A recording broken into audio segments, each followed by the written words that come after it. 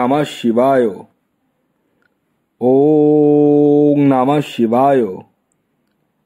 ओम नमः शिवाय।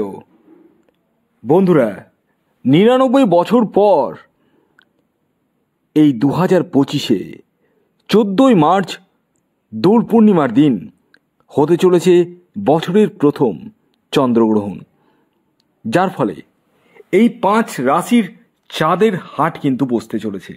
হ্যাঁ, আমি এই ভিডিওতে স্পেশাল 5টি রাশির নাম বলবো, যে রাশিগুলির এই 99 বছর পর দুর্লভ সংযোগের ফলে চাঁদের হাট বসবে এই 5টি রাশির।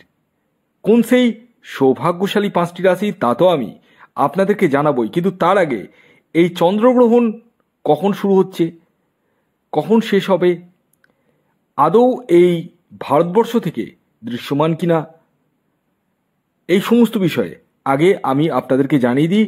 সাথে আমি আপনাদেরকে জানাবো যে চন্দ্রগ্রহণ চলাকালীন আপনারা বেসিক্যালি কি করবেন। তারপর আমি একে একে আপনাদেরকে 5টি রাশির নাম পরস্পর বলতে চলেছি। তো 99 বছর পর 14ই মার্চ দোল পূর্ণিমার দিন এই চন্দ্রগ্রহণটি হতে চলেছে। এই গ্রহণটি কন্যা রাশিতে কিন্তু হতে চলেছে। এবার আসি গ্রহণের সময়কাল। Very very important. আপনারা এই যে সময়কালটা আমি বলবো, সেই সময়কালটাতে আপনাদেরকে কিছু জিনিস মানতে হবে। কি জিনিস মানতে হবে আপনাদের নিজের মঙ্গলের জন্য, সে বিষয়ে আমি আপনাদের সামনে আলোকপাত করতে চলেছি। তবে আগে সময়কালটা বলে দিই, কখন শুরু হবে এবং কখন শেষ হবে। সকাল 9টা 26 মিনিট 52 সেকেন্ড থেকে দুপুর 3টে 29 মিনিট 25 সেকেন্ড পর্যন্ত থাকতে চলেছে এই চন্দ্রগ্রহণ, যার মধ্যে পূর্ণগ্রাস যে গ্রহণটি হতে চলেছে সেটি হচ্ছে দুপুর 12টা 27 মিনিট 13 সেকেন্ড, ঠিক 13 সেকেন্ডেই। তো এই যে গ্রহণ চলাকালীন আপনাদেরকে কোন কোন বিষয়ে সতর্কতা অবলম্বন করতে হবে প্রত্যেককেই বলবো, শুধু এই 5 রাশি বলে না, 12টি রাশিকে কিন্তু এই গ্রহণ চলাকালীন কিছু সতর্কবাণী আমি করতে চলেছি। যার মধ্যে প্রথম যে সতর্কবাণীটি করব সেটি হচ্ছে এই সময় ছুরি কাঁচি বা কোনো ধারালো জিনিসের ব্যবহার করবেন না। দ্বিতীয়ত, এই সময় পুজো পাঠ কিন্তু করবেন না, মানে মন্দিরে প্রবেশ করবেন না 1 নম্বর, বা আপনি পুজোর স্থানে গিয়ে পুজো করবেন না এই সময়টাতে অন্তত। তবে কি করবেন সেটা আমি বলবো। এছাড়াও গর্ভবতী মহিলারা যারা রয়েছেন তারা নাভিতে তুলসী পাতা দিয়ে রাখুন এবং একটুখানি গঙ্গা জল দিয়ে রাখুন। তুলসী পাতা গঙ্গা জল নাভিতে দিয়ে রাখুন, যারা গর্ভবতী মহিলারা রয়েছেন ভালো করে শুনবেন। এবং আপনারা এই সময় পারতপক্ষে কোনো কিছু আহার গ্রহণ করবেন না।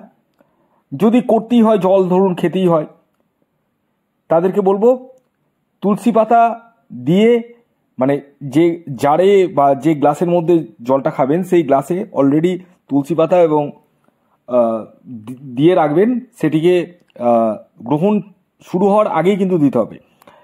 এবং দরজা জানলার পর্দা লাগিয়ে রাখবেন। এবং এই সময় পারতপক্ষে বাইরে বেরোবেন না বা কোনো শুভ কাজ করতে যাবেন না। এই সময়টা কিন্তু খুব একটা ভালো নয়। আর এই গ্রহণ চলাকালীন আপনারা যতটা পারবেন ওং নমঃ শিবায় এই মন্ত্রটি উচ্চারণ করুন। অনেকটাই রিলিফ পাবেন গ্রহণের কুফল থেকে। এবং পাশাপাশি আপনারা গায়ত্রী মন্ত্র কিন্তু উচ্চারণ করতে পারেন, তাতে কিন্তু অনেকটা রিলিফ পাবেন। শুধু তাই নয়, এই গ্রহণ যখন শেষ হবে অবশ্যই প্রত্যেকে স্নান করবেন। স্নানটা মাস্ট, স্নান করতে হবে। স্নান করে কিছু দান ধ্যান করতে হয়। কি দান ধ্যান করবেন? চাল দেন, সাদা চাল বা সাদা বস্ত্র, সাদা জিনিস, এবং দুধও দিতে পারেন, দইও দিতে পারেন। কাকে দান করবেন? খুব দুস্থ গরিব মানুষ। এই বর্তমান ভারতবর্ষ তথা পশ্চিমবঙ্গে কোনো মানে গরিব মানুষ খুঁজে বেড়ানো কিন্তু বড় টাফ ব্যাপার নয়। প্রচুর গরিব গলিতে গলিতে পাবেন। তো তাদেরকে দেন। রাস্তার কুকুরগুলোকে কিছু খাওয়ান, মিষ্টি, সাদা মিষ্টি খাওয়ান, বেটার ফল পাবেন। আমি যেগুলো বলছি ভালো করে শুনে নিন। এবং আপনার মাকে প্রণাম করুন, তাতে কিন্তু অনেকটাই বেটার রেজাল্ট পাবেন। পারলে মায়ের জন্য একটা ভালো বস্ত্র কিনে দিতে পারেন। এতে আপনার চন্দ্রটা কিন্তু অনেকটাই ভালো হবে। চন্দ্র ভালো হলে মন মানসিকতার জায়গাটা ভালো থাকবে আপনার। দ্বিতীয়ত কোনো রকম মানে বড় ধরনের বিগ ডিসিশন আপনারা কিন্তু নিতে পারবেন। এবং এই চন্দ্রগ্রহণ চলাকালীন মানে শেষ হওয়ার পরে এই 5 রাশি আমি এখন বলবো, সেই 5টি রাশির নাম, যে রাশিগুলির চাঁদের হাট কিন্তু বসবে। তো যার মধ্যে প্রথম যে রাশির নাম বলবো সেটি মকর রাশি। ইয়েস, মকর রাশির জাতক ও জাতিকাদের ক্ষেত্রে কিন্তু এই 99 বছর পর দুর্লভ সংযোগ, অর্থাৎ একদিকে চন্দ্রগ্রহণ এদিকে দোল পূর্ণিমা, এই দুর্লভ সংযোগে আপনাদের ক্ষেত্রে কিন্তু চাঁদের হাট বসবে। অর্থাৎ আপনাদের ভাগ্য উদয় হতে চলেছে, নতুন সুযোগ আসতে চলেছে এবং এই সময় আটকে যাওয়া টাকা, আটকে যাওয়া অর্থ আপনারা ফেরত পেতে চলেছেন। মনের স্বাদ, মনের বাসনা অনেকাংশেই কিন্তু আপনারা মিটিয়ে ফেলতে চলেছেন যদি আপনি মকর রাশির জাতক ও জাতিকা হন।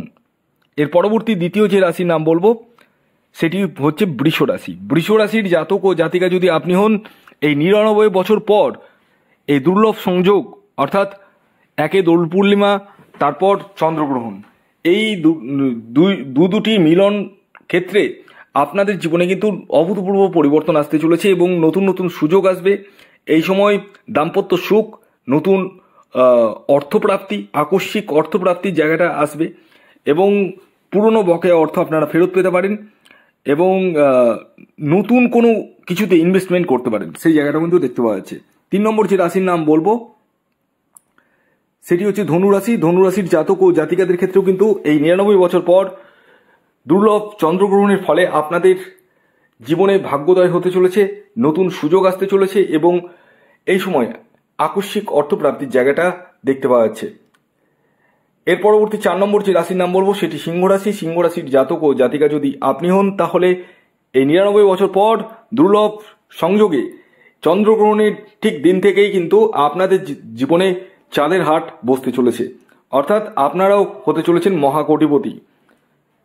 এবার আসি শেষ রাশি, যে রাশি 99 বছর পর দুর্লভ চন্দ্রগ্রহণের ফলে আপনাদের জীবনে নতুন সুযোগ, ভাগ্যের সাপোর্ট আসবে, সেটি কুম্ভ রাশি। ইয়েস, কুম্ভ রাশির জাতক ও জাতিকা যদি আপনি হন, তাহলে আপনারাও কিন্তু এই দোল পূর্ণিমার দিন থেকে চন্দ্রগ্রহণের ফলে আপনারাও কিন্তু কোটিপতি হতে চলেছেন এবং নতুন নতুন সুযোগ আসতে চলেছে এবং মনের স্বাদ, মনের বাসনা আপনারা অনেকাংশে কিন্তু মিটিয়ে ফেলতে চলেছেন।